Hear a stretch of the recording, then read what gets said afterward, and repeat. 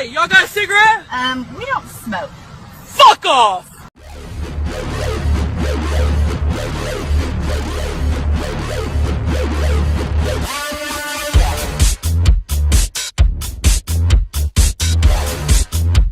So I thought instead I'd have some fun. That's why I went with the name that I did, Mr. Metokur.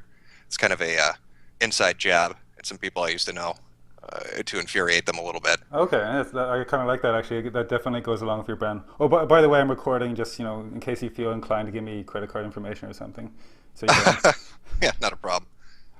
Awesome. Okay, so you're basically pissing off some people with a new name. I was surprised you came back with a different, would it be a moniker? Because the old one is pretty cool. Obviously, a lot of people grew attached to that, but it's still the same old content, so it's pretty awesome. Yeah, I know, it's weird. A lot of people like the guy in the wig picture, which is funny because the company that picture's pulled from was, I believe, a costume shop, a Halloween store. Okay. They went out of business. Now, if they'd stuck around for maybe an extra year, they probably would have sold a few of those, but they're long gone. It was probably one of the first images in the Google search I did for aristocrat. I was like, that'll work. So I went with that picture. At least if you were using that, there can't be any kind of copyright claim that they're gone. Oh yeah, they're long gone. I'm not sure what happened. I'm not even sure who the particular person that modeled for that is, or if they're even aware that I was using it. But yeah, I used it for about a good year or two, and then shut down the channel. Yeah, it looks like just when somebody like listening to your voice, I just have that picture in my mind the whole time. Like it's like that actual guy talking. Yeah, a lot of people have told me that. Some people didn't like the new logo, I guess, on the new channel, the original one, which was the kind of heavy-set gentleman giving a finger pointing towards people. So I switched it up and went with the, I don't know, kind of an homage to Scout, because people. The dude with the hat. Yeah, yeah, I went with that. So I like that better actually, because I was watching one of your videos when I just found out you were back again, and I was looking at that dude, and that gave a very different impression, seeing like this kind of like fat guy with a mustache, and he seemed kind of rude. I don't know. Yeah, that was the thing. I mean, I used to know the guy that's modeled after was somebody I used to know named Haberman, and the name itself, Metokur, was a group that it was a forum actually that I was a member of, and Haberman ended up shutting down the forum and reformed his ways, so to speak, and he kind of became an SJW himself after being on Tumblr for too long. So when I came back, I thought, you know, fuck it, I'll use the image and use the name and have some fun. But people apparently really hated that image. I got a good laugh out of it, but it was like, well, I guess I can compromise a little bit and switch it up to the Scout logo. I like the discount logo. The fat guy was kind of pissing me off too. yeah, it's not too bad. I think it turned out okay. So I'm curious, what inspired you originally, like even coming back? Because I know like a lot of your content, like this stuff is pretty new to me, like the whole SJW thing and feminist craziness and all this kind of stuff. Like I used to just, you know, like I don't go on Tumblr and all that kind of bullshit. I didn't really know about this whole world till I discovered your videos because a friend posted it and I thought it was fucking hilarious. And I started doing my own research and going through news articles and videos and stuff. I thought, wow, there's a lot of real crazy fucks out there.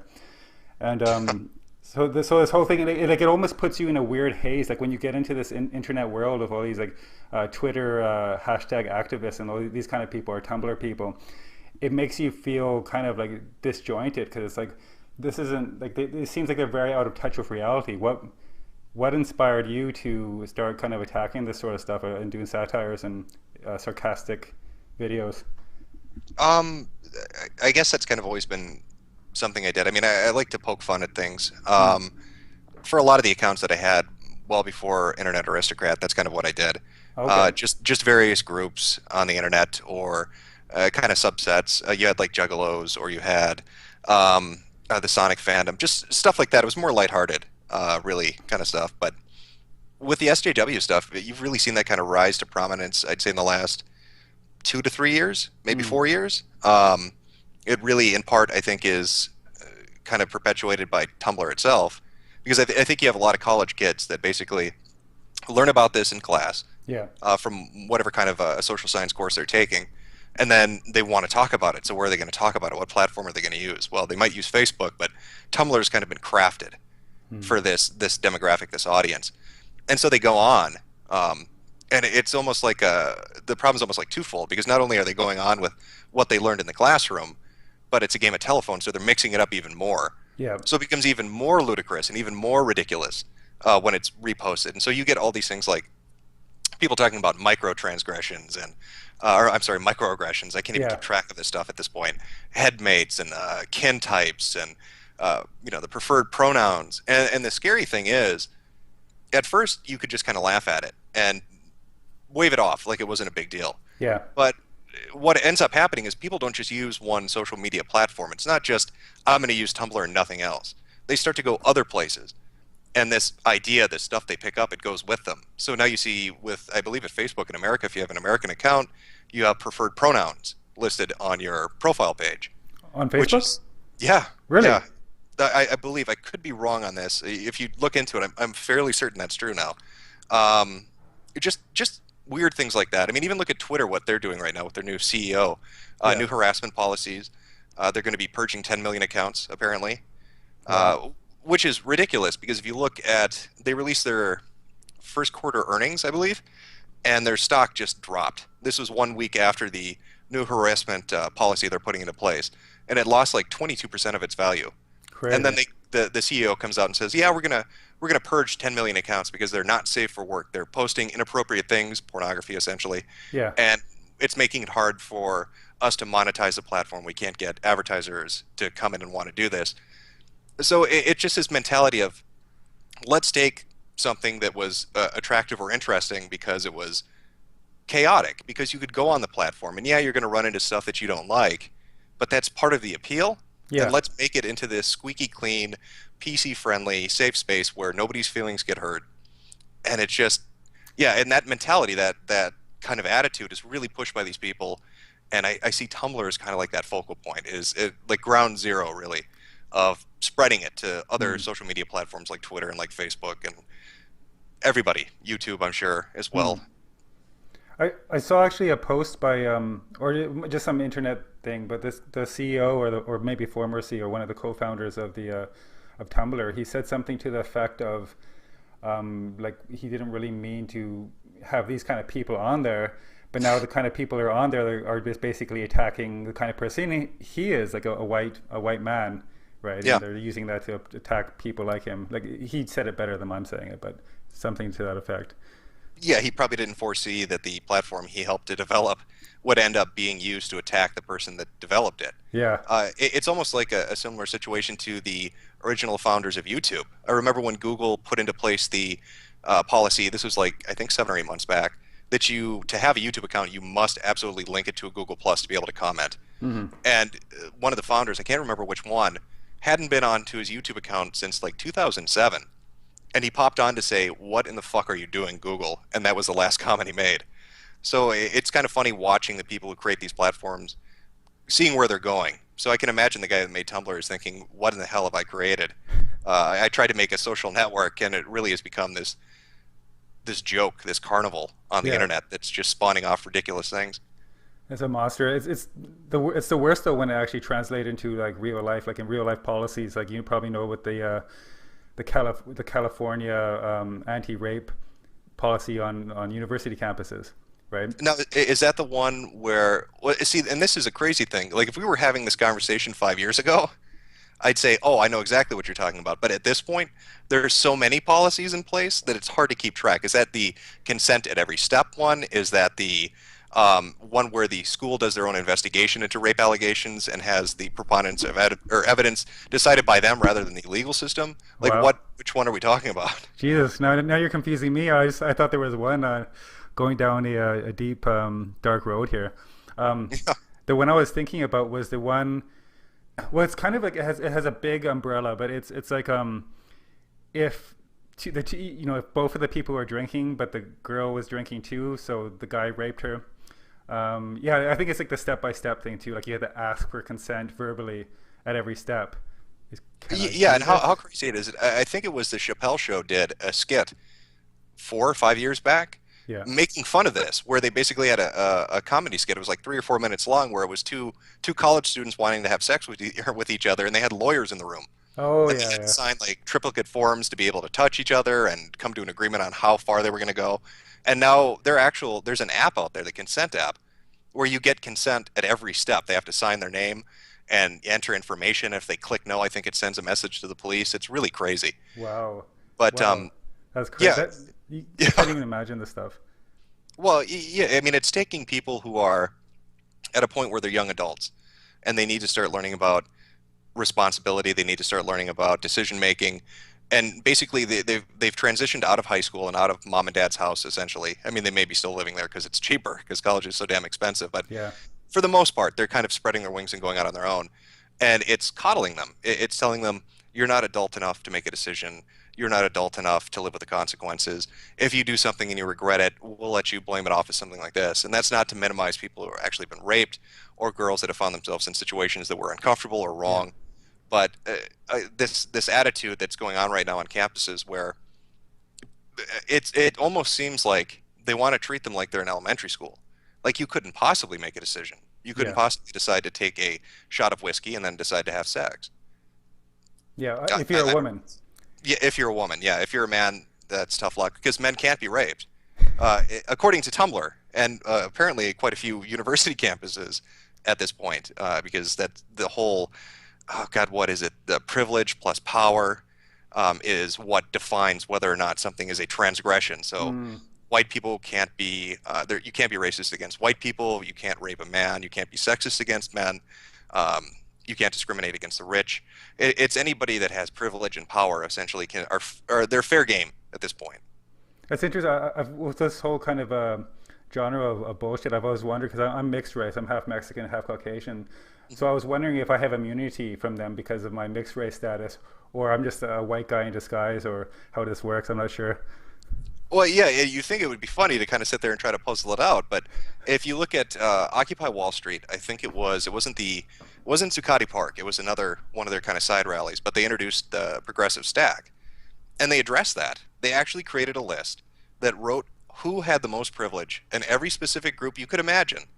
So they had males who were completely white, who were Mexican, who were black, who were Asian, who were mixed. Were they straight? Were they not straight? Were they transsexual? Were they not transsexual? Atheist or theist? Then they had women and then disabled. And they created this list that had about 300 entries, essentially. And you could track where you were on the privilege scale. Wow. Yeah, it's insane. It's insane is really the only way to put it, I guess. I heard, I saw some other video about another guy who does similar stuff to you. I think he mentioned something about the whole, the Occupy Wall Street, how that was, just like a lot of movements, they're kind of co-opted by feminists and SJWs.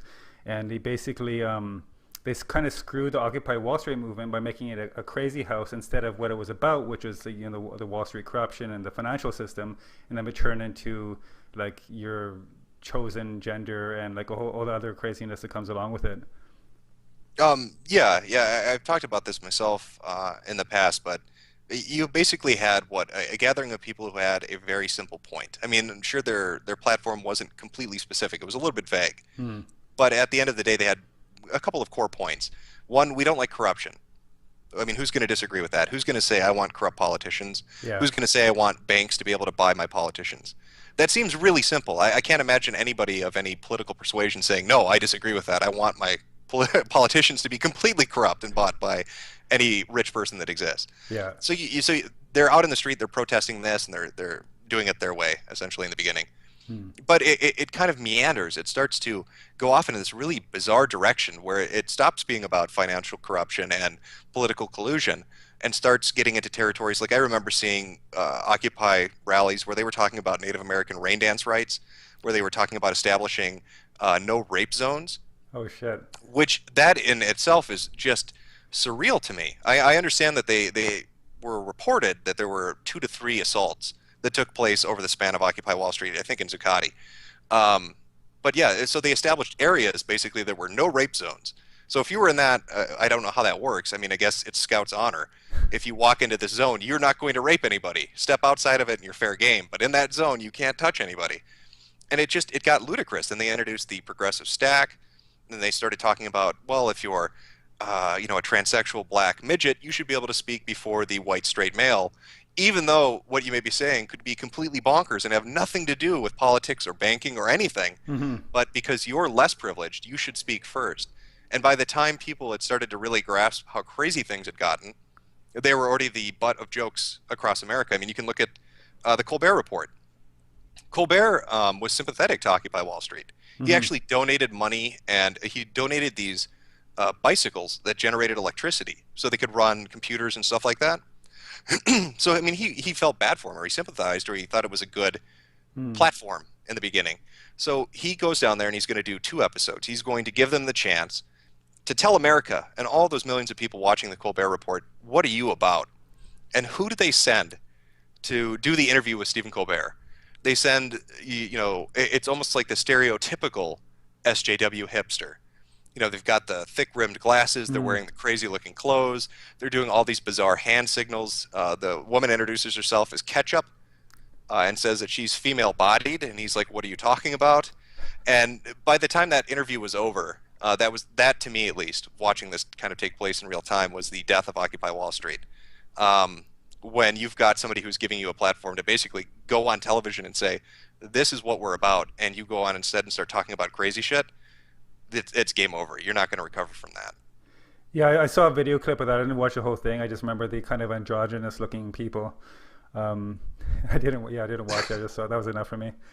Yeah, it was just surreal. And I'm thinking the entire time is, okay, he's going to make jokes. That's what the Colbert Report does, but he'll give you a few minutes. You're going to have a couple minutes to respond. So at least say, hey, yeah, we're against this and we're against this. But they didn't. They were too enamored with the idea of being on TV and being, I don't know, able to tell people about how progressive they were, that they never got around to saying, yeah, we shouldn't. Essentially, they had their opportunity to really reverse course and get the message out and sway mainstream America, who they were trying to talk to, and they dropped the ball. It was something you mentioned already, or you're talking about, but you know, like if you're a black transsexual midget, then you should be able to speak first. And I saw a video clip on that in your video with that crazy woman speaking to the audience, saying that women have to speak first in classes. Oh, yeah, that's a policy she's trying to push. She actually implemented that in her own classroom. So she was suggesting it for the college she was visiting, Dalhousie University, but she actually uses that in her own classroom. So if you're a woman, this is how she has it structured. In a classroom, if there are any men at all, they cannot ask a question, they can't ask for clarification, they can't suggest anything, they can't offer their insight or their opinion, they can't speak first when an assignment is due. A woman has to do it first because they are privileged, and the only way to counteract that privilege is by making them wait to go last. So what happens in the situation where you paid $500, $600, $700, how many, you know, who knows how many credits the class is?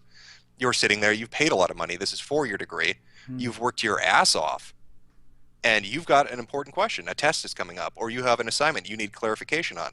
But none of the female participants in the class, maybe they all know what to do, they don't need to ask a question. Well, tough luck for you. You don't get to speak. You're privileged. You should be able to figure that out on your own. It's insane. It's like putting, what is it, the University of Santa Barbara, I think it was the one that wanted to put trigger warnings on their class syllabi. To, you know, because you might read Shakespeare and go, oh my God, I heard a word that's offended me and I can't recover from it. I mean, you know, God bless college students, but I remember going through it myself. We're lazy as hell when you're in college. You want to cut corners if you can. So if you're telling classes of students, if you're triggered by something, you don't have to participate in it. Who the hell's going to show up to take a test? Who's going to do the assignment? They're all going to be triggered by it because they don't want to read Hamlet, or they don't want to, you know, go through the text.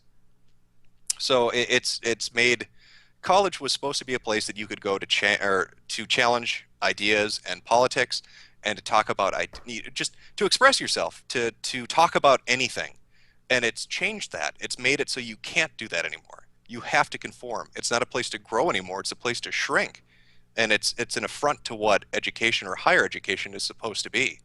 You're not fostering young minds. You're not guiding them along. You're not helping them explore new things. You're stifling any creativity or new insight they might ever have and making them conform to groupthink. And worse than that, you're giving people complexes. You're telling anybody that's not a part of these new special privilege minority groups that they're worthless. You know, it's throwing aside the idea of merit. You know, how good is your idea? How good is your argument? How compelling is it? And instead it's saying your skin color decides whether we listen to you, your sexual organs decides whether we will listen to you. And that kind of ideology, that rhetoric, everybody knows what that is. We've gone through that already. It's reverse course. It's not saying to the black guy anymore, hey, you can't speak because you're black. It's saying to the white guy, hey, you can't speak because you're white. So how these colleges are adopting these kind of doctrines is beyond me, or how they're not seeing what it is. And that they're repurposing old ideologies is just, it's insanity. Yeah, I'm like actually I'm really shocked, especially doing the research now, how this stuff can even exist. And like in like mainstream institutions, like it's really widespread in the Western world. It is insane how these things which are obviously sexist and racist can be okay somehow. It just blows my mind. Like I don't even know how to put it into words.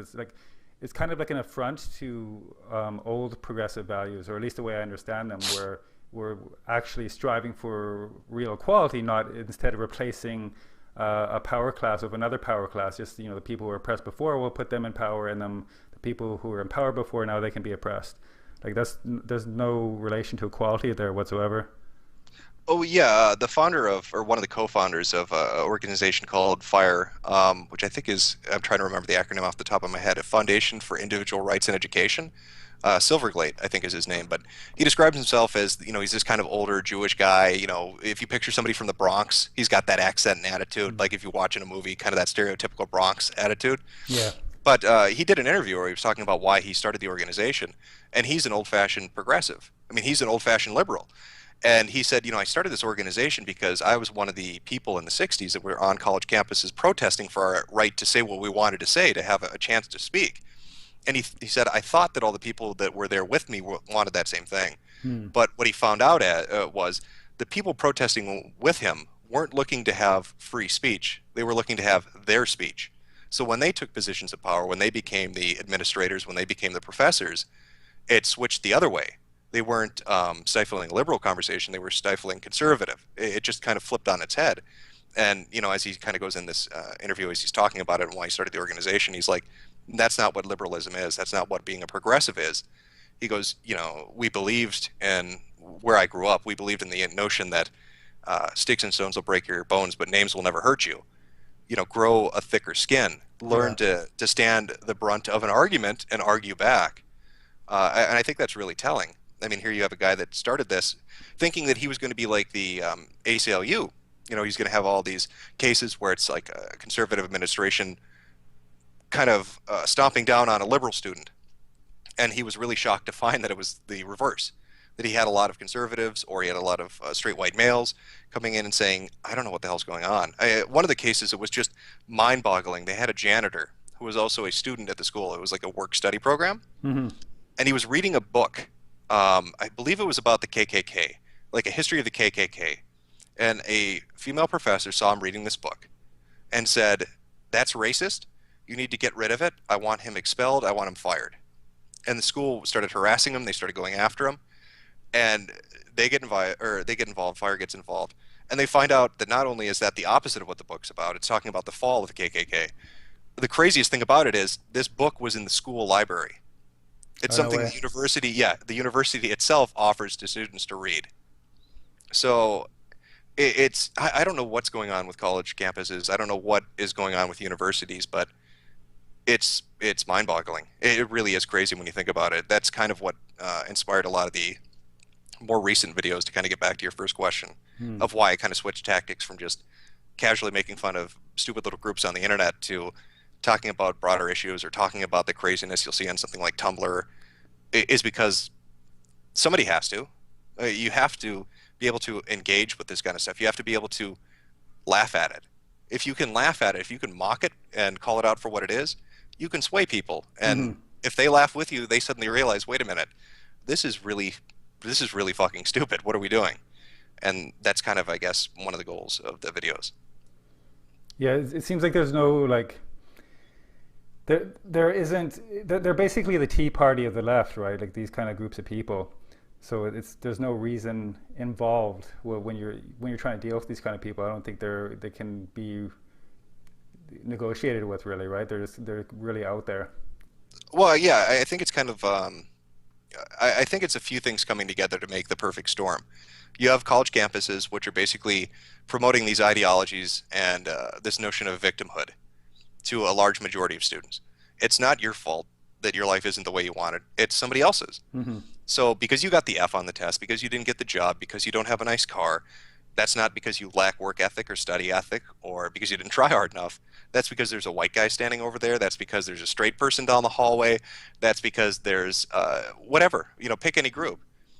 Add to that technology, which is just, it's like fuel for a narcissist. You've got all these technological platforms and they can speak their mind.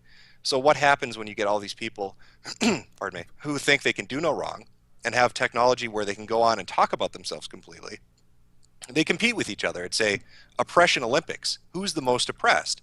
It's insane, but that's what's happening, and it's like the perfect storm of being fed this ideology and being able to just constantly focus on yourself and inflate your ego, and everybody starts to compete. Who's the most oppressed? Who has it the worst?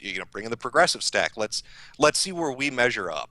So because whoever's the most oppressed always wins. You can't ever fight my argument if I'm higher up on the stack than you are. Check your privilege. Yeah, that's exactly what it is. It's kind of it's basically the internet's a voice for retards. Or can yeah, it's becoming that. It's strange to watch the transformation, because I've used the internet for a decade plus, and kind of seeing the transition that's happened. It was this Wild West where you could do anything. You could go to any site. You could do whatever you wanted, and it's not that anymore, and it's getting stricter and stricter. And what I thought would be doing that, or what the main force behind that, I thought would be corporations, copyright protection, maximization of profits, that kind of thing. That's always what I thought it would be. But it's turning out more than that to be users themselves. You're saying, oh no, you have to implement speech codes, you have to implement stringent banning policies, you can't let this person speak, you can't let them sign up for an account. They're self-censoring themselves, and it's crazy. It's Animal Farm. All animals are equal, but some are more equal than others. Yeah.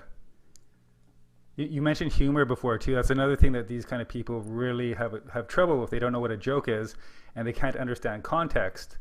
Kind of like the Colbert Report when he did what was it, Ching Chang Ting Tong Foundation for Asians or whatever.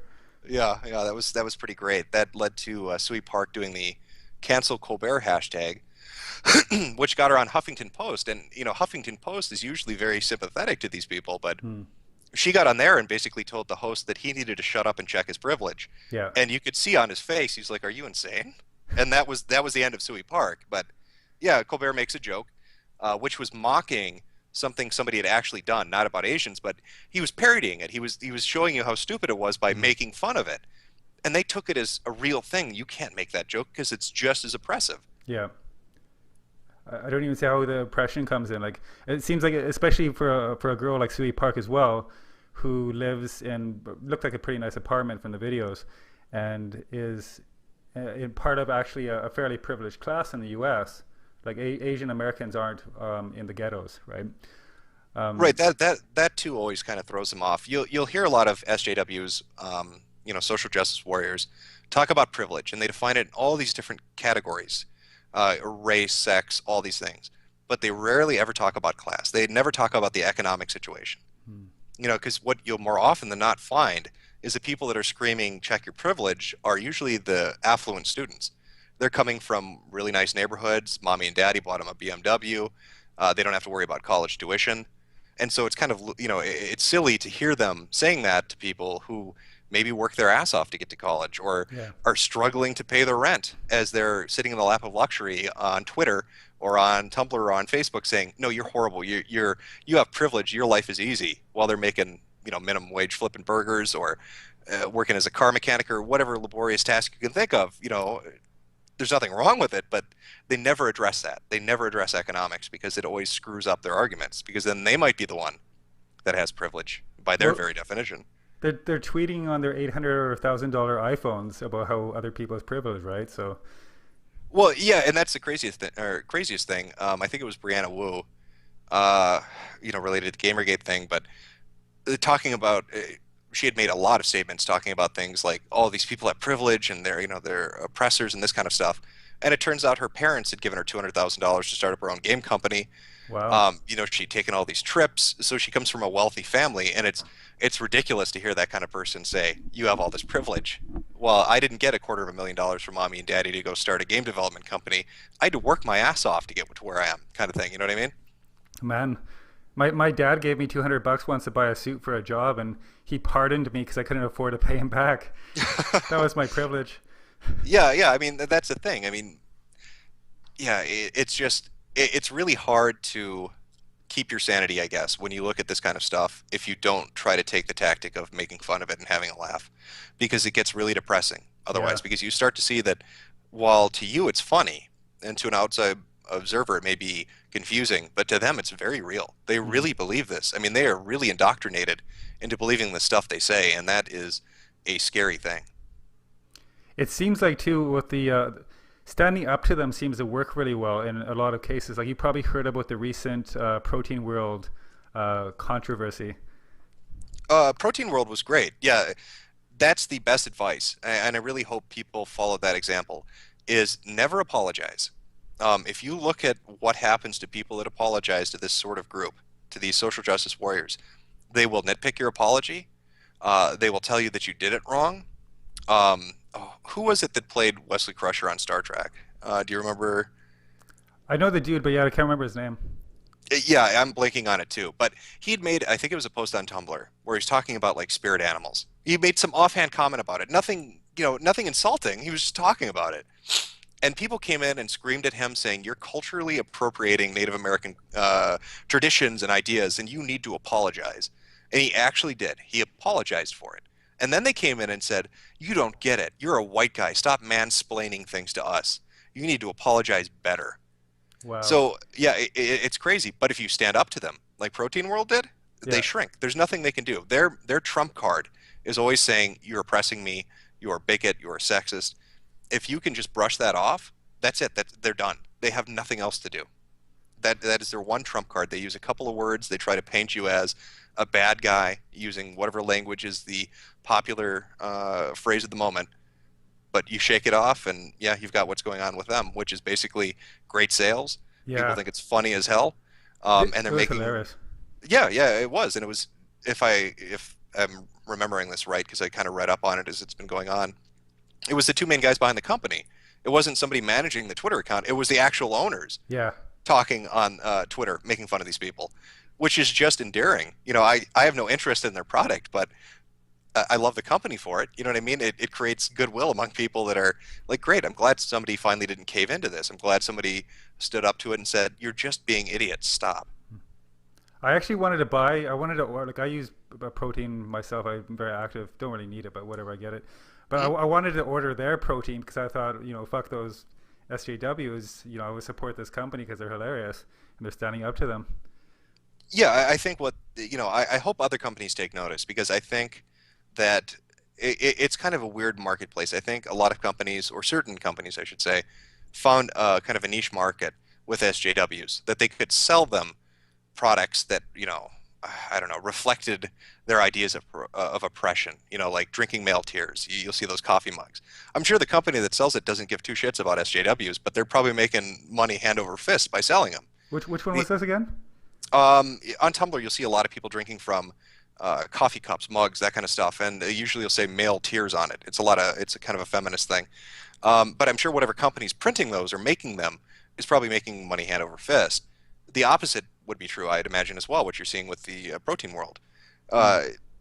Stand up to them, make fun of them, have some fun, don't back down. Your product is good, people will buy it, and they'll like it because you're standing up to them. I think that's one of the problems with the world today, is people have become, I don't want to say afraid or weak, but yeah, they've shrunk away from the idea of conflict. Like anything to avoid it. Everybody's become conflict avoidant. I don't want to have the argument. I'll just bow my head and apologize. Well, don't. If you're not wrong, don't. That's the power these people feed off. They expect you to apologize. If you don't do it, it short circuits them. They freak out. They don't know what to do. Hey man, don't mock people's triggers. Yeah, they're triggers. How insulting is that? Can you imagine being somebody that actually went through something, and not even just people that were veterans of wars, but somebody that went through something that was just horrific. You know what I mean? Something that was just monumentally horrific. And they really, honest to God, have post-traumatic stress syndrome. They really do get triggered by a firecracker blown off by them or by a certain image or sound. And they're living with that and they're trying to cope with that. And here comes some, 20-year-old white kid from the suburbs. And he's saying, please don't use the word orange. It triggers me. Oh, get the hell out of here. What an insult to people that actually deal with something that's hard to deal with. Hey, I applaud you. Oh, thanks, man. But yeah, it's just you have to stand up to them. You just have to. I think people are starting to do that. I've noticed it more, at the very least, which is good, because I think if you stand up to it and you mock it and you have fun, everybody watching will start to pick up on that, and it'll become the stupid thing to do. Being an SJW will become stupid, and nobody will want to do it. You know what I mean? You'll be too ashamed to act like that. Because you realize you look silly. It's really embarrassing. It's embarrassing seeing this stuff. It's just, I don't know. I don't know. That's the way to put it. I know it kind of, the more you talk about it, the more you kind of go over it. It just makes your brain short circuit. You kind of start to lose your ability to really process what the hell's going on, because it just seems so. It seems like a joke. It seems silly, doesn't it?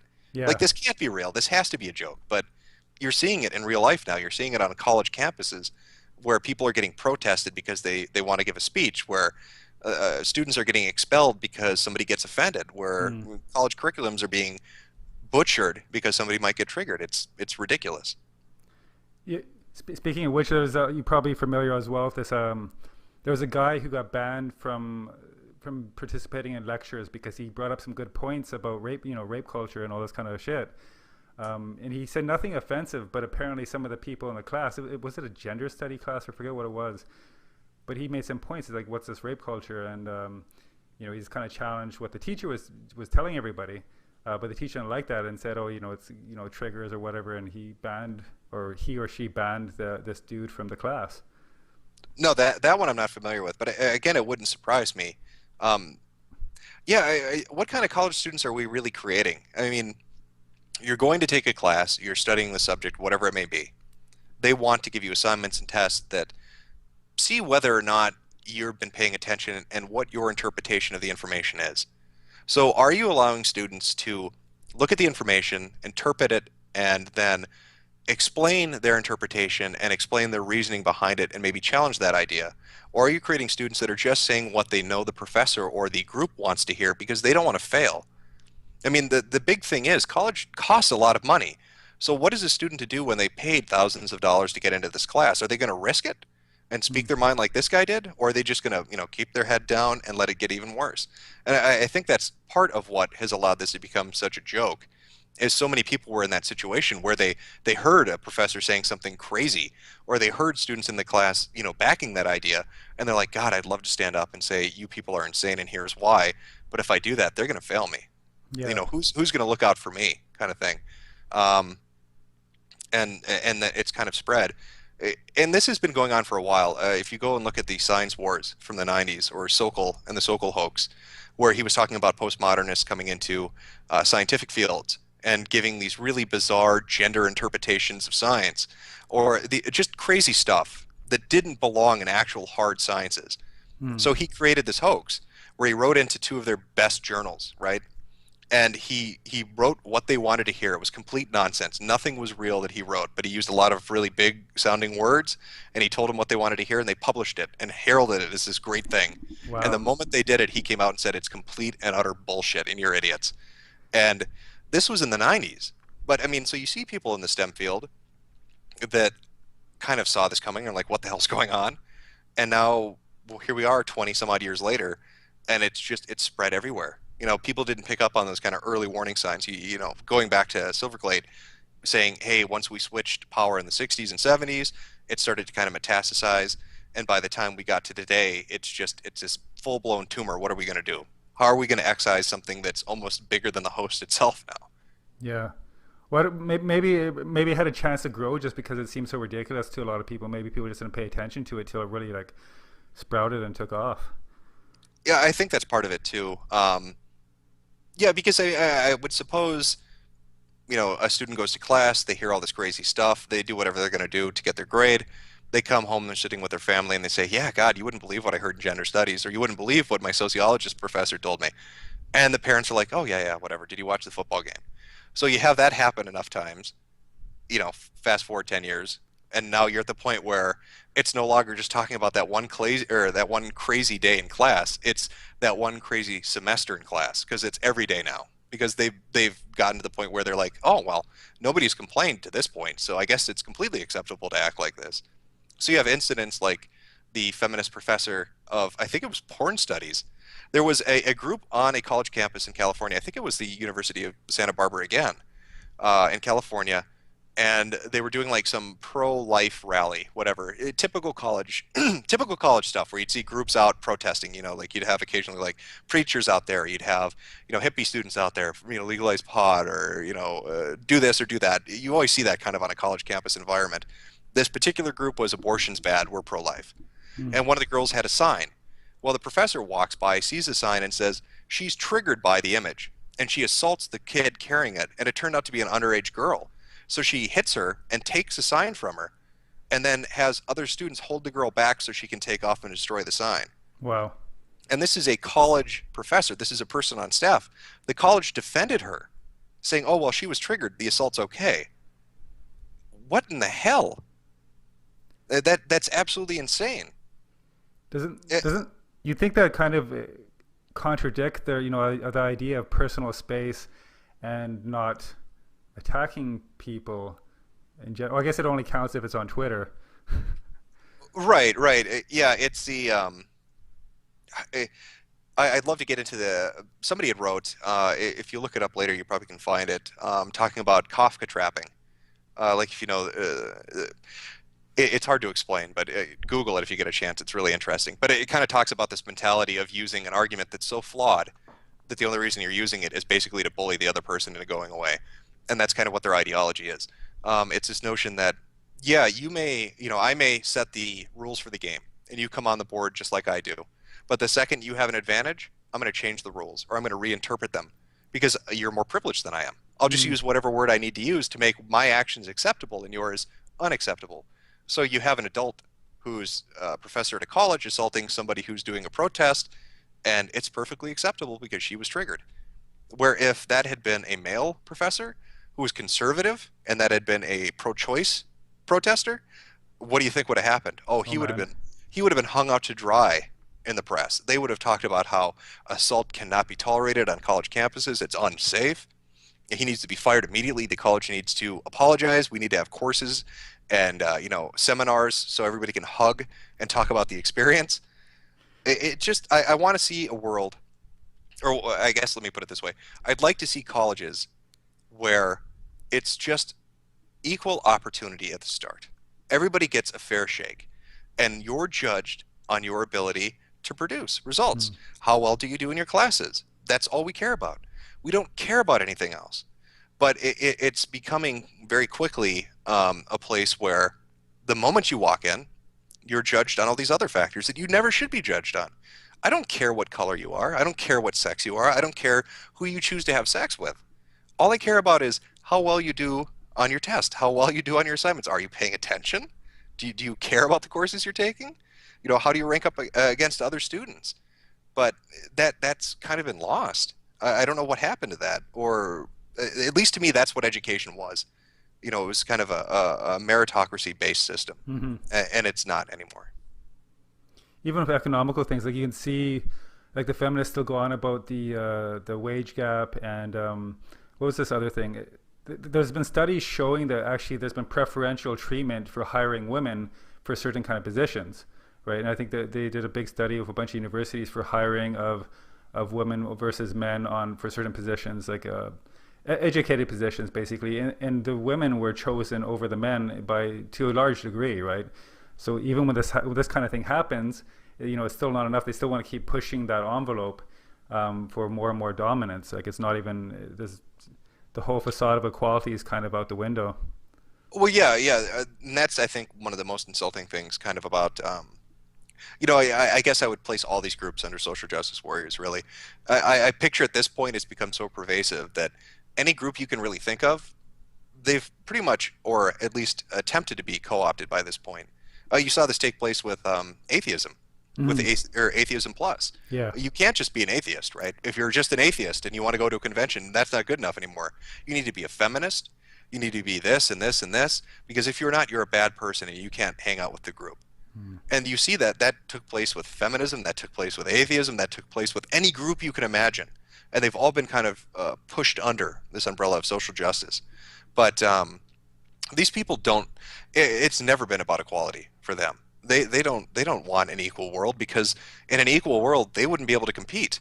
They want special privileges. They want to be, like you said earlier, the elite class. They want to be the person at the top, because that's the position they crave. They don't want to give you a shot at that. They'll use anything they can, and if their studies are outdated, if their information is bad, if their data is flawed, they'll just ignore it, or they'll keep using it. And if you try to correct it, well, you're mansplaining, so you need to shut up and check your privilege. Yeah, they want to make gender studies the kind of study you can do to get a high-paying job after university. Yeah, that's ridiculous. I've heard a couple of horror stories, really, about college campuses wanting to make mandatory classes for things like, gender studies, or just things like that, but for degrees that have nothing to do with it. Like, if you're going into college, and it's especially if it's STEM related, if you're going in to do math or engineering or whatever it may be, and they're telling you you need gender studies, oh, that's ridiculous. I don't know how that's going to help you, complete an equation or make sure your bridge doesn't implode.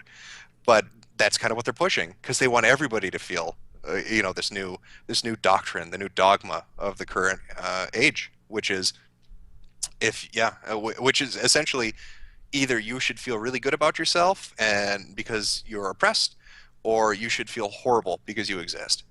And the thing is, I talked about this previously as well. To me, the notion of privilege is secular original sin. You're born with it. You can't do anything to get rid of it. And, unlike, the religious idea of original sin, where you could, pray to Jesus to make it go away kind of thing, there's no way to get rid of it if you're born white, or if you're born male, or if you're born straight, or if you're born any of these groups. And the crazy thing is, they're moving the goalposts now. It used to be just if you were a straight white male, you were, on the shit list. But they're expanding the shit list now.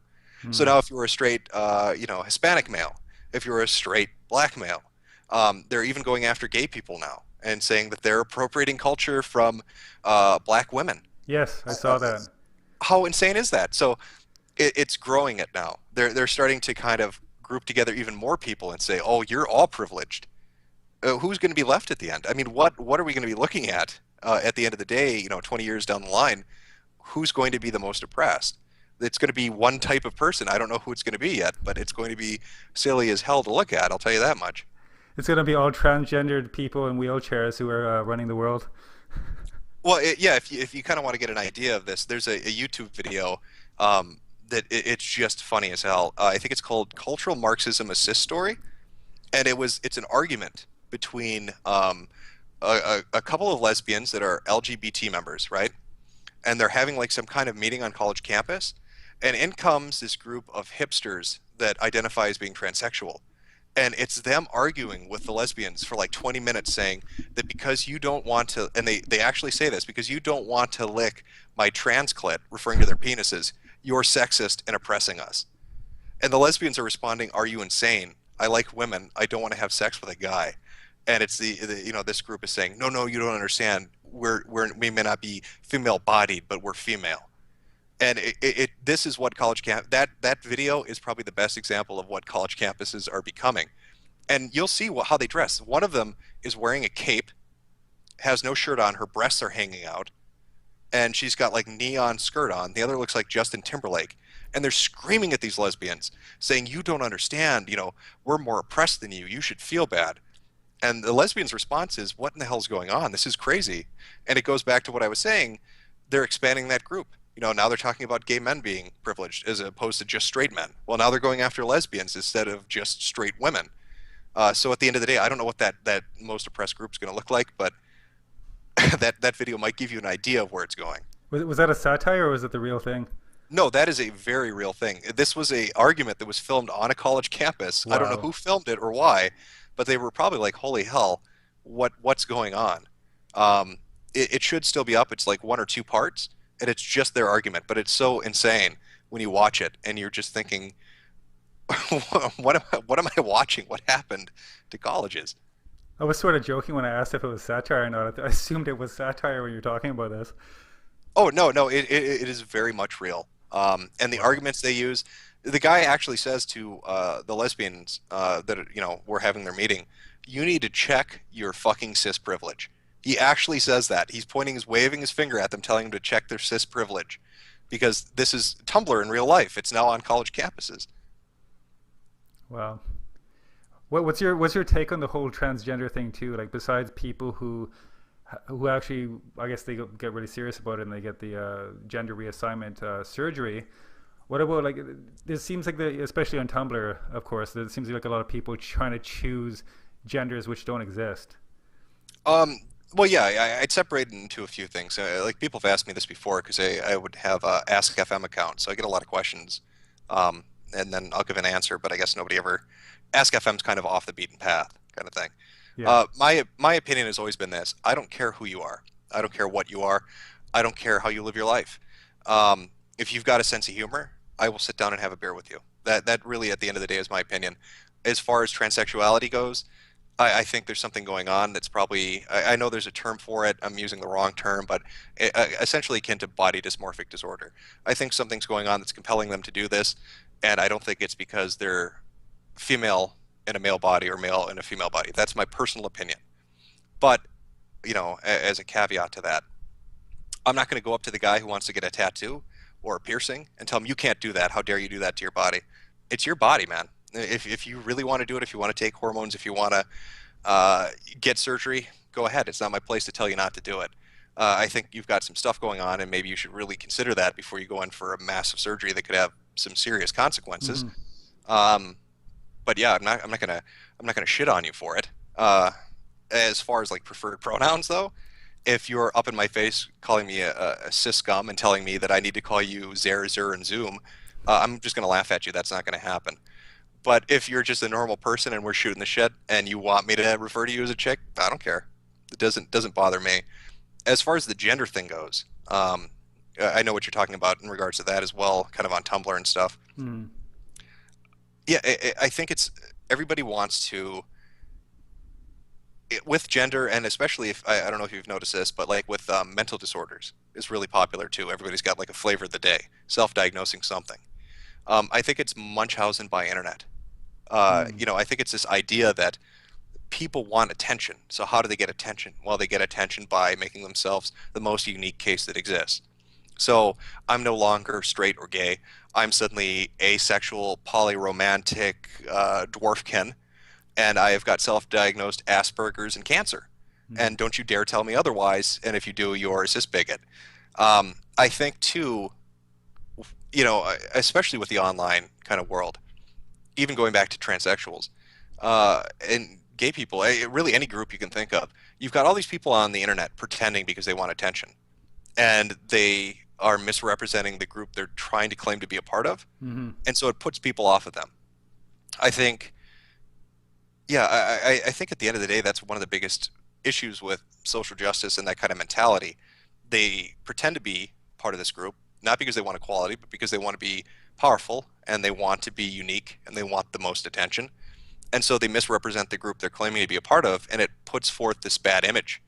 So you meet all these people online who are like, I am all these things. I am a feminist. I am a vegan. I am a this. I am a that.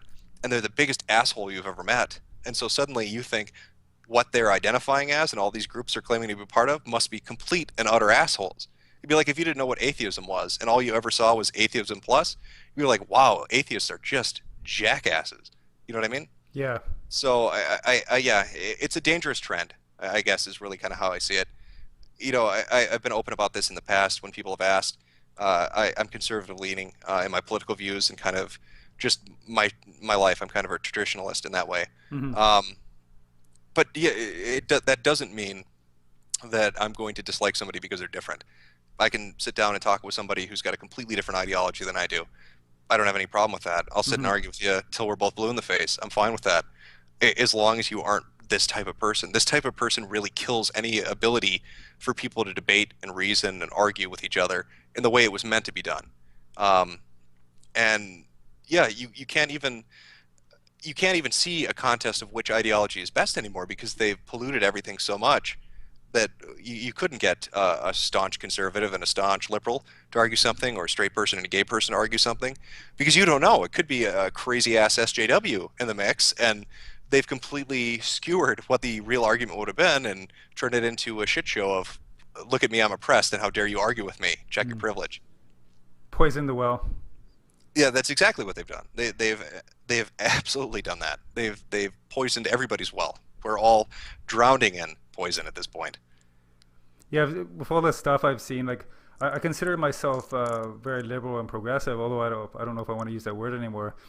But with all the stuff I've seen, like I found myself siding on the side of a lot of people who have conservative points of view, at least in terms of like the SJWs and the feminist kind of stance. When they're critiquing these people's craziness, I find myself quite often on the side of the conservative people. I'm like, I don't consider myself conservative, but and I don't really care either. Just for me, just the evidence matters more than anything. It's much more than the ideology of calling myself liberal or conservative. I think that's just kind of horseshit anyways. It's kind of like, it's tribalism. Is you want to fit in with your group or whatever, has the same ideas as you. But more and more I've seen conservative opinions which reflect my own with these kind of, regarding these kind of people.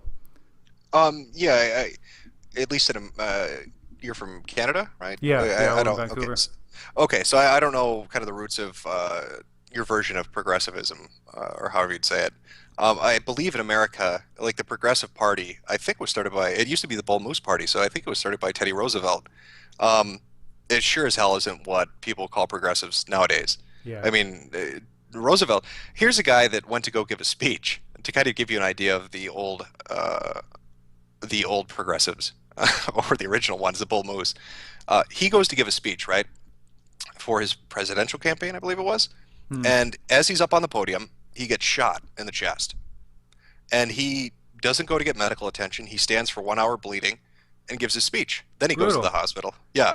I had no now idea. that is, yeah, but that's not the image that comes to most people's minds when you say progressive, is it? I mean, here's a guy that I've never seen a politician do that. If you showed me a politician that got shot on television and gave a 1 hour speech afterwards, I don't care who he is, I'd vote for his ass. But it's that kind of staunch, strong, independent, make your own way kind of attitude that's been lost. And again, they've kind of taken that and poisoned it. It's really the caricature, or the caricature. God, I'm stumbling over my words. I think you know what I mean. But yeah, of what it is to be left leaning now. In America, for decades, when you talked about a conservative or a Republican, the joke was people would envision in their head some hillbilly guy in overalls driving his pickup truck down a dirt road with a "I love Jesus" bumper sticker, a Confederate flag, and a shotgun on the rack. Now that's flipped. Now the left has their own version of that, and it's some morbidly obese 20-year-old white kid from the suburbs who considers themselves asexual, polygendered, has the hipster glasses and screams privilege at everybody. And that's really what's happening. Is they've made what it is to be part of that group a joke. And I think what we're starting to see are liberals kind of waking up to that and saying, "Holy shit, that's not what we are." That is not at all what we are. Yeah, you are not who we are. You do not represent our ideas, which is good. I hope they wake up to it. I think SJWs and that kind of mentality and what you're seeing kind of play out in the news with all these different groups doesn't do anybody any good at the end of the day, and it just muddies the water and it shits everything up. And I think it would be great if every group, regardless of political ideology or whatever kind of divisive line there may be, just stood up together and said, "Shut the fuck up and go away." Yeah. You're ruining things for everybody. Keep the crazies in check. Yeah, exactly. Speaking of shitting everything up, it kind of reminds me of your most recent video that released in the last couple of days. Oh, the Nick Bates one?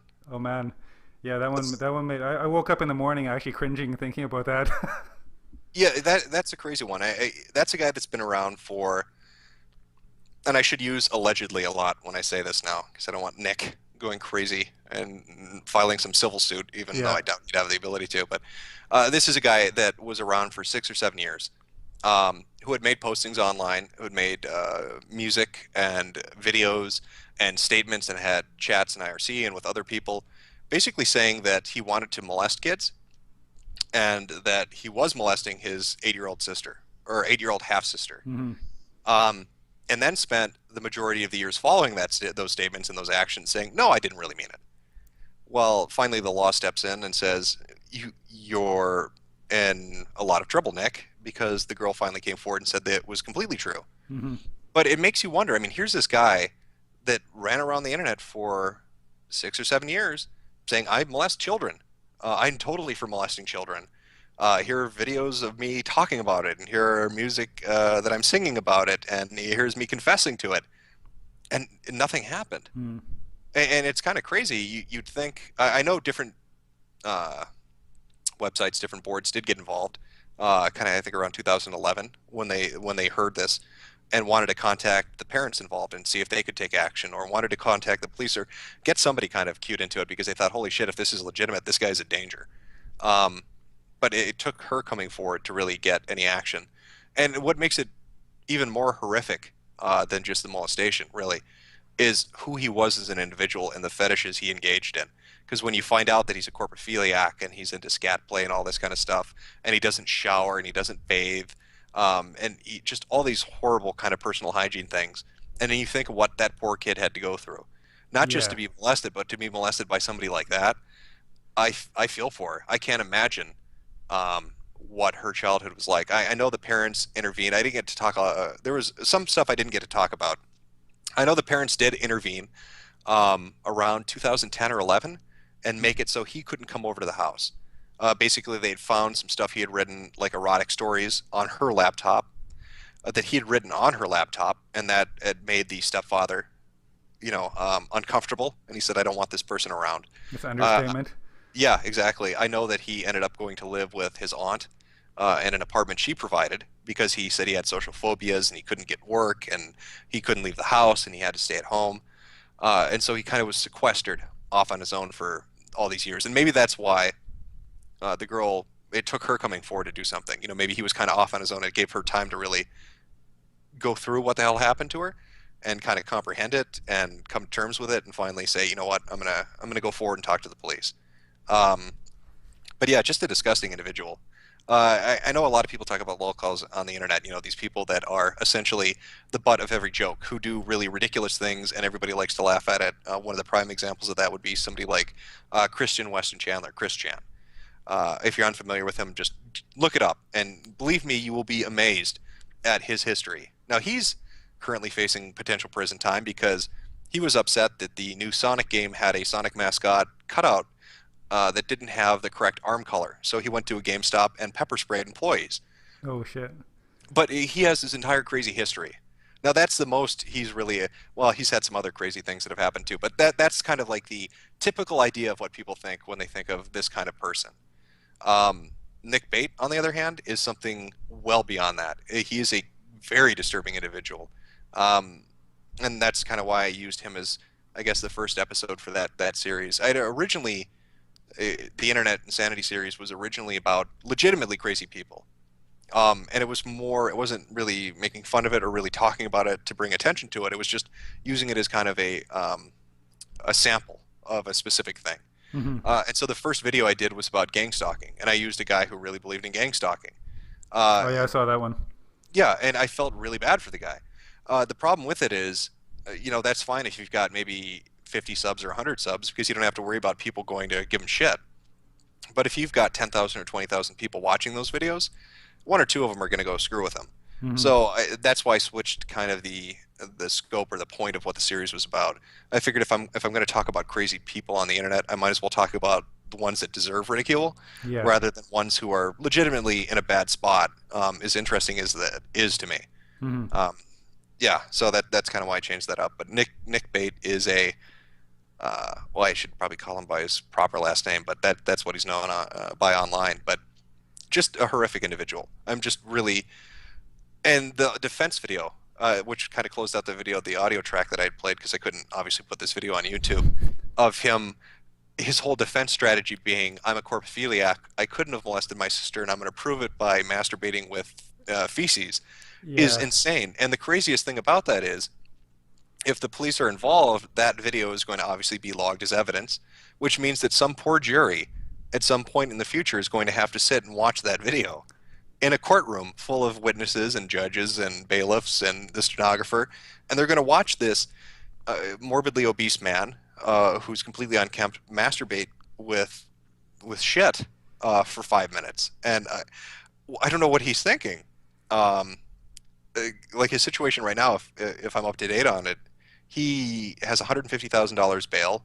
He obviously nobody's going to pay that for him, so he's in jail right now. Hmm. I think that's where he's going to stay until he gets his trial, and I can't imagine him being found not guilty with the enormous amount of evidence that exists. I mean, what I showed in the video was nothing compared to the wealth of stuff that's out there, and it's stuff from people who know him personally or who had contact with him, who have logs and records of all these interactions. So there's no way he's getting off. I don't know what his prison sentence is going to be. I know one's a felony and three are misdemeanors. People, I think somebody had thrown out the number like 40 years. Hmm. But yeah, he's going to be going away for a long time for what he did. When I watched that, I literally had physical reactions. Like I was grabbing my face, and like you can't help it, right? It was insane. Yeah, it's very cringe-inducing. Yeah. It really is kind of a hard watch, especially that last video. Yeah, I think he might be one of the worst people I've ever seen online, to be honest. And I've seen a lot of really messed up individuals, but he's hidden all those watermarks for just being a truly terrible person, and it's pretty remarkable. I've never really seen them all gathered together in one individual like Nick Bate. So I've never even uh, heard of something like this before. That was really your content is very eye opening. I'll just say that. well, yeah, and the crazy thing is, I like. I guess I should touch on this really quick. I don't mean to kind of ramble, but Oh no, go ahead. um, like the videos I like to listen to on YouTube are long videos. That's why a lot of my content is like a half an hour. I consider it something like white noise. I don't expect somebody to sit there and watch their monitor for 30 minutes. What I expect is if they're interested in the content I produce, they're going to have it playing in the background while they're doing something else. So kind of like a radio. It's Yeah. white noise. It's in the background. It kind of keeps you occupied, and maybe you're like, "Holy shit, what did he say?" And you go and check out the computer monitor to make sure that you didn't mishear something. Um, and so, I try not to go too long. The problem with Nick and his whole story is there's so much stuff out there, and there's so much stuff I didn't get to include. Uh, I mentioned it in the video, and then when I rewatched it recently, I was like, oh God, I completely forgot to put this in there. I had mentioned briefly that he liked to paint with feces. That's not just me saying that. He has tweets in different journals and blogs and statements out there talking about how he likes to paint his walls with poop and urine, and he thinks that's great art. And he can't Wow. understand why people have problems with that.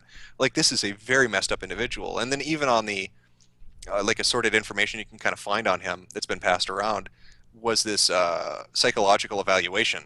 I wanted to include that too, but I couldn't trace it to anything. Like a lot of the stuff, I can trace it to his actual accounts, or I can trace it to people that know him. With the psych eval, it was just a pastebin, so I couldn't put it in. But it looks like it would be real. It's a lot of stuff to fake if it's not a legitimate psych Yeah. eval. But it talked about him and basically said, no, he's not autistic. No, we don't believe that it's this or this or this. He has actually a really high IQ. He has social phobia, and those are his issues.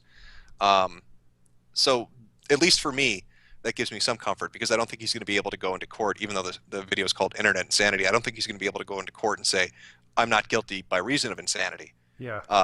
They're going to say, no, that's not going to cut it. You knew what you were doing. You knew that it's wrong. He even made statements saying that, in his mind, he had made the statements, well, pedophilia, I'm a pedophile, but I don't act on it, so it's not wrong.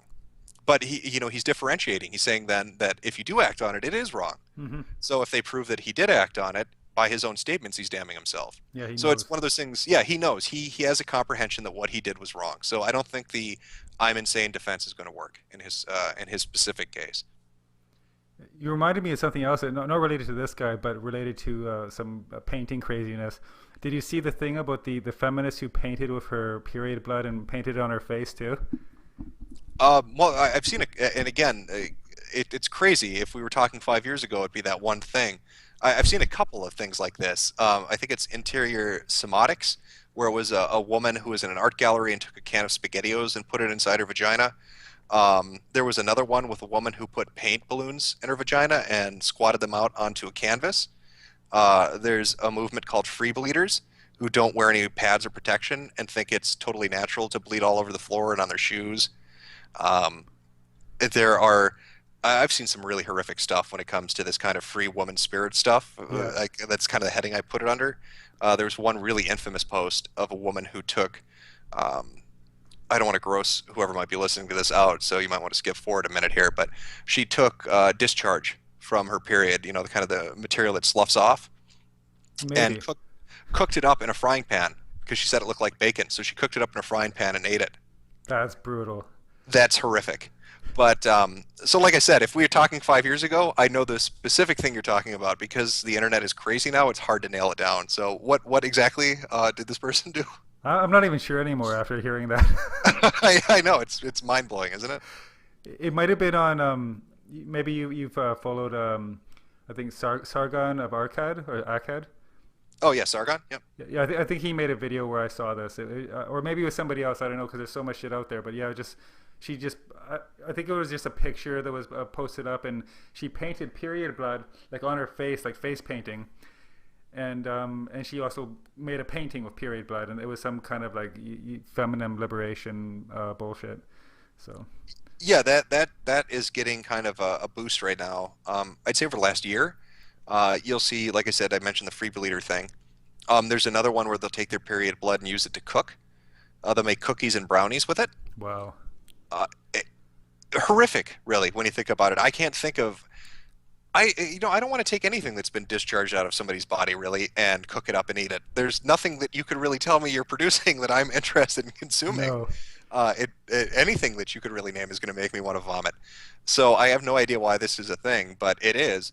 And if you dare to go on these blogs or these sites that talk about it and say this is horrific, you're horrible, what are you doing? yeah. You're going to be screamed at for being a caveman and not understanding the modern world.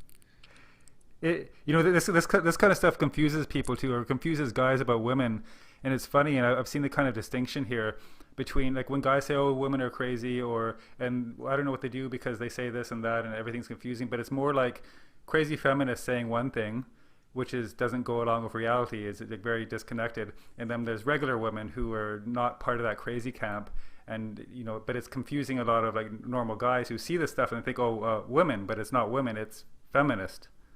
Right. Well, I would suppose dating culture is going to really take a hit, especially in any school setting, really, from high school through college at this point.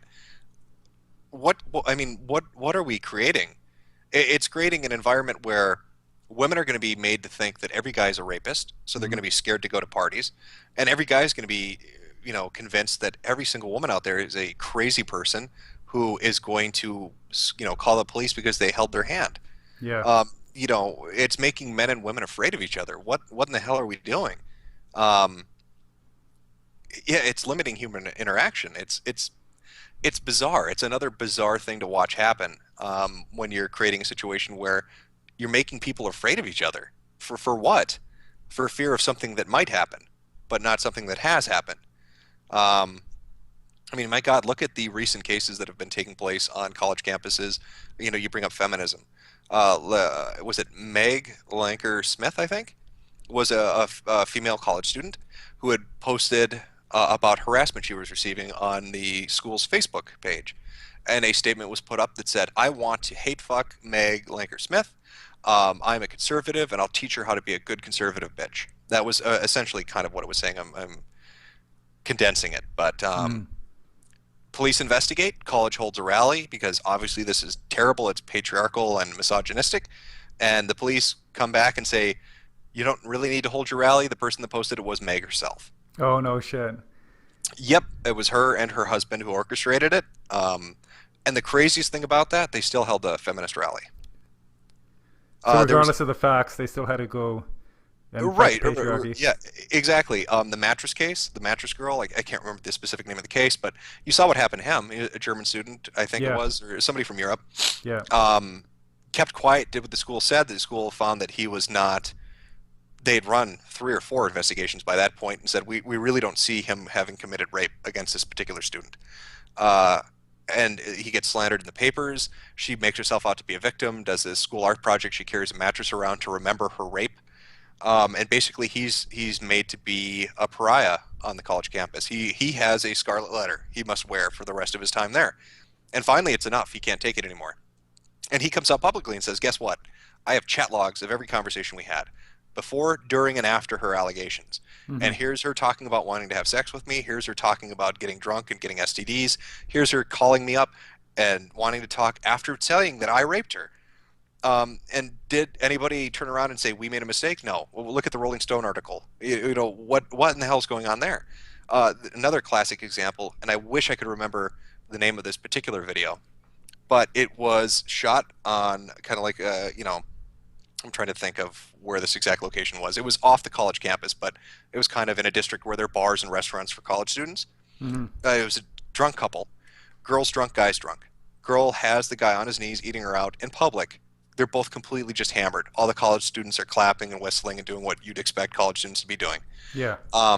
She gets filmed. She's waving at the camera and smiling and grabbing him by the hair and, you know, whatever. Video gets posted. She says she was raped. I remember that.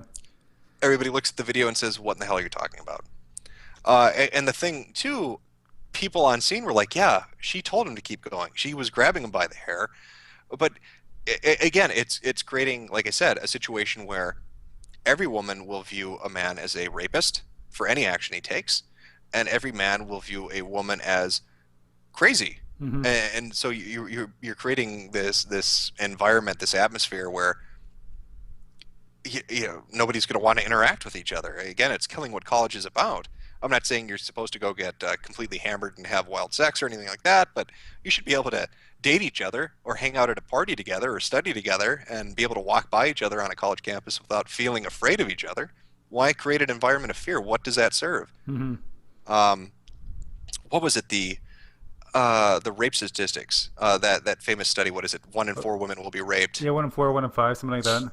Yeah, that was based on flawed data, essentially, or people have pointed out is wrong for a lot of reasons. But if you go look up like the crime statistics of, like, let's say, a Detroit, you'll find that your chance of getting mugged while walking down the streets of Detroit in the worst possible neighborhood at midnight are less than being sexually raped on the campus of Harvard. Okay, something's really screwed up if that's what you're trying to tell me. Yeah. If you're telling me that being on a college campus in broad daylight is more dangerous than being on the streets of Detroit in the middle of the night with a wad of cash hanging out of your pocket, you've got an issue. Something is really screwed up here. Or South Africa. I don't know what the rape stats for South Africa, but I saw a comparison before for, you know, saying like, really, is the campuses in USA are more dangerous than the country which has the highest rape stats in the world. In South Africa, like actual people getting raped. Oh, yeah, I know it's funny you bring up that. I know it's a African country. I can't remember specifically which one is at the top of the list.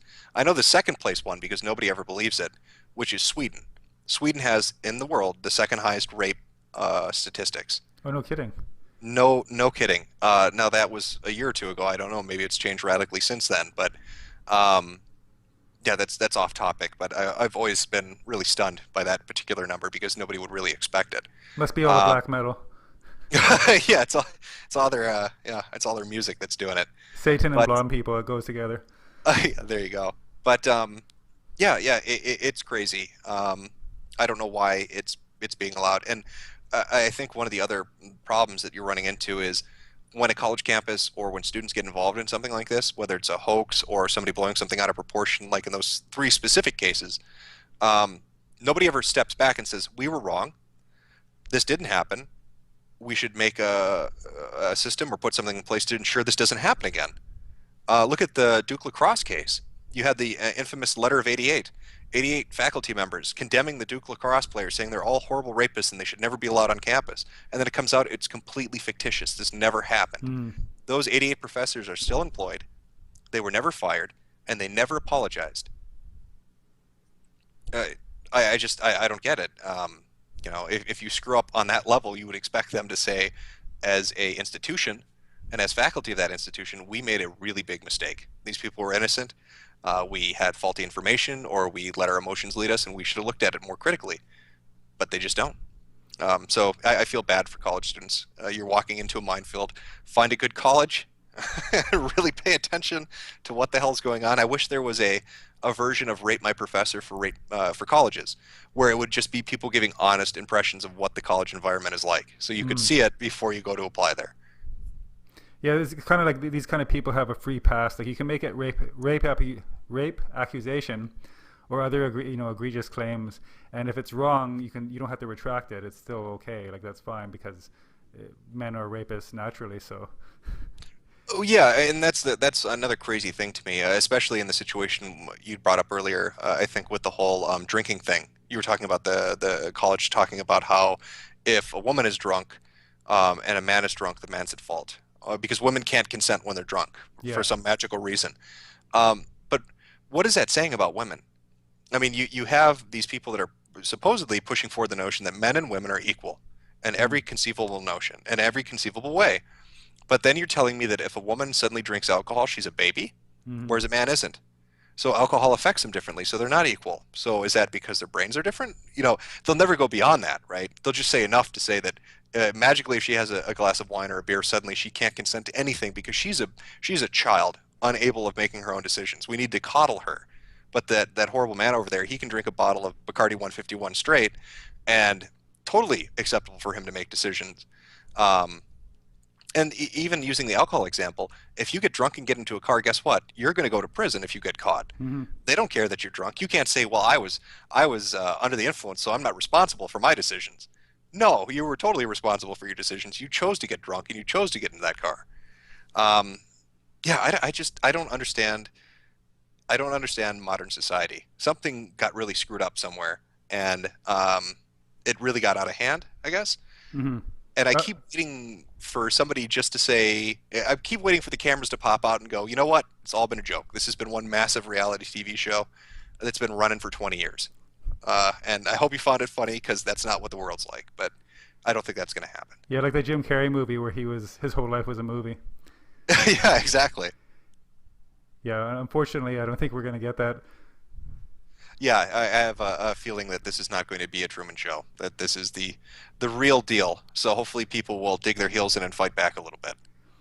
There was a case over here in I believe here in Vancouver. Anyways, it was a Canadian case happened, which is kind of actually a positive thing.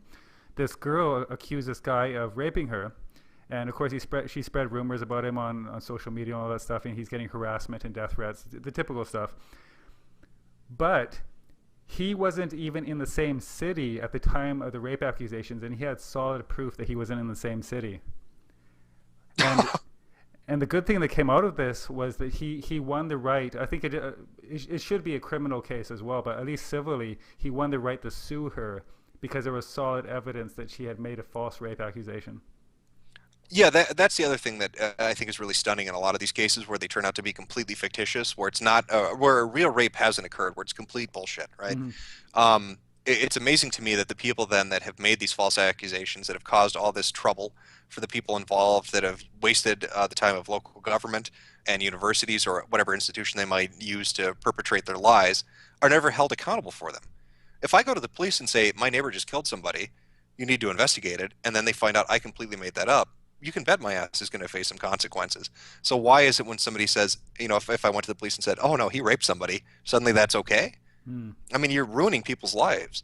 You're using the police as a way to, exact revenge on somebody for whatever petty reason you have, and that's ridiculous. There should be consequences. I think if there were consequences, you'd see this happening quite a bit less. But right now, people know they can get away with it, so they're just going bananas with it. So you have people like Meg Linker-Smith. You have the case of that girl and the guy on the strip next to the bar. You have the case of the mattress girl. You have all these different examples that have kind of popped up more and more as we've gone forward over the last couple of years, and nothing ever happens to them. Or if something does happen, it's always a slap on the wrist, and you're allowed to go. And I've seen some crazy rhetoric to defend these kind of actions. I've seen people say things akin to, well, it's terrible that this person was falsely accused, but at least that lets them realize how prevalent rape is. So they should be happy they learned a lesson. What the hell are you talking about? Yeah. You're going to destroy somebody's life because you've got some bizarre, grandiose vision of what your ideology is? Like, go fuck yourself. You can't do that with people. Yeah, it's disgusting. It really is. I saw actually an argument on social media, obviously a place where credible people speak. All the time, yeah. All the time. But it was funny regarding the mattress case, because all the evidence came out about all the texting and the fact that she wanted to hang out with him, like after the alleged rape. Mm-hmm. And it was interesting that these were obvious SJWs, but they were arguing that, giving anybody who makes a rape accusation like a free pass for anything. They're saying basically the evidence doesn't count. They're like, oh, you have no right to judge how a person reacts after a rape. Maybe that's just the way personally that's the way she reacted to that rape by messaging him to hang out again, right? It's like there's like no standard. Yeah, it's crazy. I mean, I do know that people do react to crimes differently. I mean, you look at God, I'm sure everybody's watched 1 or 2 episodes on TV, like true crime kind of stuff, where they're talking about a murder. Usually it's a murder, but they're like, oh, either the spouse or whoever found the body acted this way, and sometimes people act really screwed up. Yeah. But she was acting really weird for weeks and months after this. This wasn't like the next day kind of thing. This was a week later. Hey, you want to get together and have sex, kind of thing, and that's how she's dealing with it after reporting it. That's how she's dealing with it. Are you kidding me? You don't think the police would have informed her, hey, don't ask him to have sex with you if you're accusing him of rape? You don't think the college would have said, you guys shouldn't have any contact with each other? That might be an issue going forward. But it goes back to that notion that what's going to happen to her? Nothing. She knows nothing's going to happen to her, so she'll say whatever she wants. And the mainstream media and a lot of these outlets, Rolling Stone, for example, will publish it and smear somebody and then not fact check stuff, and it's absurd. Yeah, total free pass. I believe in the same social media thread too. The same people are arguing this case about they'll react. You can't judge somebody for the way they react. They're also saying it seems like they wanted to change the whole legal system, and in the case of just rape, the man is guilty until proven innocent. So now he has to prove that he didn't rape her, as opposed to proving that he did rape her. Yeah, I think a lot of these people don't study history very well. They don't understand what a legal system looks like with that kind of principle of guilty until you can prove innocence, rather than innocent until proven guilty. How do you prove you didn't do it? You know what I mean? Yeah, proving negative. Yeah, exactly. Glenn Beck, famously, he would always do these shows, right, where he would say, now, I'm not saying Obama's a communist. I just want to know why he won't tell us he's not a communist, that kind of stuff. Yeah. So people in reaction to that used that kind of approach to him. So they said, I'm not saying Glenn Beck raped and murdered a girl behind an Arby's in 1998 in Florida. I'm just asking questions of why he won't prove he didn't. That kind of thing. That's the kind of logic they're using. Why can't you prove that you didn't do it? Well, no, the burden of proof should be on the person making the accusation. I shouldn't have to defend myself when you can't even present evidence that I committed some kind of a crime. Because in that scenario and that kind of a world, why not just go accuse everybody you dislike of having done something, and then if they can't somehow prove that they didn't do it, they're going to jail? What a great way to get rid of people who you just don't agree with. You're creating gulags, and they don't realize that can switch on them really quickly. You put a system like that in place, and one day their ideology isn't the one that's going to be running it, and they're going to find themselves in some prison camp because they had wrong think, or they didn't agree with the new ideology of the day, and they'll have no way of proving their innocence, and they'll wish they had never put forward that kind of an idea. It reminds me of a famous time in history where this whole the witch thing. Prove you're not a witch, and they would actually dip people underwater for 5 minutes, and if they died, they weren't a witch. Yeah, it's brilliant, isn't it? Yeah. So if you die, whoops, we're sorry, but at least you died innocent. Yeah. But if you don't die, well, then we're going to kill you. So really, you're walking out of that situation dead either way. It really is Salem witch trials. It is essentially what they're trying to create, that kind of a system. And that's what's happening right now. I really want to stress this. If you look into this, that is what is being put into place on college campuses in America right now. The college campuses are being asked to investigate these kind of reports on their own, outside of police investigations, and make their own determination of innocence or guilt using their own criteria. And if they find a college student to have committed some crime, regardless of what it is, they can expel them, they can publish their information, they can do whatever they want. But but they're being compelled to do this. This is kind of like a government mandate now.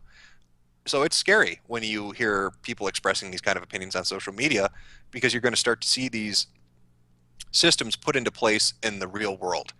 I think eventually what's going to happen, if I remember right, and again, I'm sure historians are going to get on my ass about this, but if I remember right, the Salem witch trials stopped when they accused the governor's wife.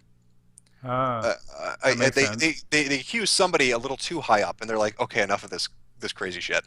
I think that's going to happen with the college campus things. I think somebody's going to make an accusation against somebody who is the son or daughter of somebody who's very powerful and wealthy, and they're going to have picked on the wrong person, and that parent is going to unleash holy hell on them, and that will be the end of it.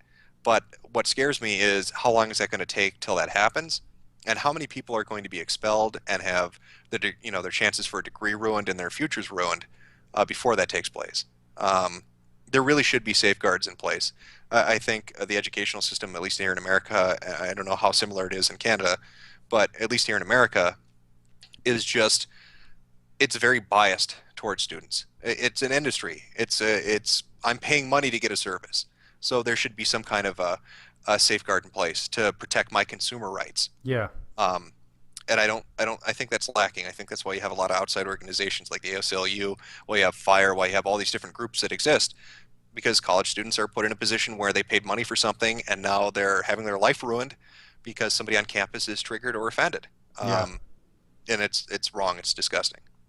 Have you seen this reminds me of a Simpsons episode a long time ago when I used to watch it. In Flanders, the Christian, there was some parallel universe or something. They went into the future, and Flanders was like the overlord, and everybody was being sent to get a lobotomy so they could be good Christians, right? So I kind of picture like this future world with hipsters giving everyone lobotomies so they could be politically correct enough. Yeah, the kind of thing where it's forced on you. I mean, it already is forced on you. Kind of touching back to what I had said with getting a bad grade. It's going to spread beyond that to, are you going to behave a certain way outside of class on a college campus if you're going to risk offending the group that has the most power right now and who can influence the dean and can influence people in positions where they can get you thrown out of school and can get the school newspaper to print up how you're a rapist, and can throw a protest and get a YouTube video that gets 50,000 views that basically say your name, your location, where you're from, what you're studying, and say that you're this horrible person without providing any evidence. Yeah, it's going to create just a really shitty atmosphere. Yeah, I think there was one of those atheist meetings or skeptics meetings too, where something like that was already happening, where they made rules for your conduct outside of the convention. Yeah, to me, and again, kind of watching this, I guess, explode on the internet. I think the science wars. I think Sokol was kind of like the canary in the coal mine. Kind of warning everybody ahead of time something bad's coming down the line. Mm-hmm. And then I think you started seeing groups slowly kind of getting picked off one by one. The atheists, for whatever you think of atheism, outside of that opinion, were one of the first groups to kind of stand up and say, no, this isn't going to fly. This is crazy. Take your atheism plus and shove it. We're not interested. You can say what you like about our ideology and our belief system, but we are not going to be bullied into acting a certain way at our own conventions. And there were a lot of people that put videos out and really pushed back against that and said this isn't going to fly. And it's just I guess you look at it so much and you see this happening so much, especially in entertainment. You've got stuff like Gamergate. You've got stuff like what happens in comics and movies now, where it's just these people complain about everything and Mm-hmm. they get their way every time. And it's getting more and more obnoxious, and it's starting to interfere with people's ability to enjoy content and even just life itself. Yeah. Because you've got these people just pushing and becoming overbearing and trying to create, I guess, the left version of the moral majority. If you're an American in the 90s, you'd remember this. Conservative family values, the moral majority. We're going to kind of tell you how to live your life. Mm-hmm. And people didn't want politicians doing that. And that's kind of gave the Republicans, I guess, a black eye for a while. Mm-hmm. And they learned from that. But now it seems like the other side is doing it. And for some reason, nobody's calling them out on it. And I can't understand that. I don't know why we don't see more people of all spectrums coming out and just saying stop. Just please stop it. You're ruining everything. Well, it's that whole trigger thing, right? Everyone's crumbling at the in the face of an argument instead of defending themselves. They back up. Oh well, yeah. I had a video on the Internet Aristocrat channel, CETA, which is God, what was it? The College or something Educational Debate Association. You can look it up, CETA debates. If you want an idea of kind of like this pervasive, just ridiculousness of how arguments are structured, if you think in your mind of what a classical debate is, I think most people have the same kind of image of two different opposing viewpoints making their points and arguing against each other. And whoever put forth the best argument and countered their opponent the most will win. If you go and look up the CETA events from the last couple of years, you're going to see people who aren't making any arguments, who are rapping and talking about oppression and talking about how the debate itself is racist, and so therefore they should win by default because it's a racist, patriarchal thing, and there's no way they can win, so therefore you have to let them win. That's one small example, but I mean, again, look at what they did to debates. Yeah, go look at the CETA stuff. It really is mind-boggling, and I'm looking at this like, are you kidding me? And then I find out who runs it, and it's run by the heads of like 15 or 16 really large universities, and they're all for it. They think it's they think it's the best thing ever. They think this is the wave of the future, and all it's really doing is killing what a debate was in the first place by letting this kind of victim complex, PC, overkill, SJW stuff get into something else and infect it and ruin it. I use image boards a lot. I go to a lot of boards, and one of the threads or one of the themes I like the best are kind of these bleak visions of the future. What is the future going to be like? And so it usually starts off like the year's 2055, Feminist Zone 19, talking about, having to take your, patriarchy pills and just crazy stuff like that. And it's funny to laugh at, and it's a great way to kind of blow off steam, but God, the rate we're going, it might not be that far off. Yeah, people basically got to balls up and just say no. Yeah, that's I guess at the end of the day, if I could condense all of this down, that would be my point. Whatever your viewpoint is, don't get bullied into giving it up just because somebody calls you a bad name. Don't apologize to these idiots, and have a laugh at them because they should be mocked and laughed at.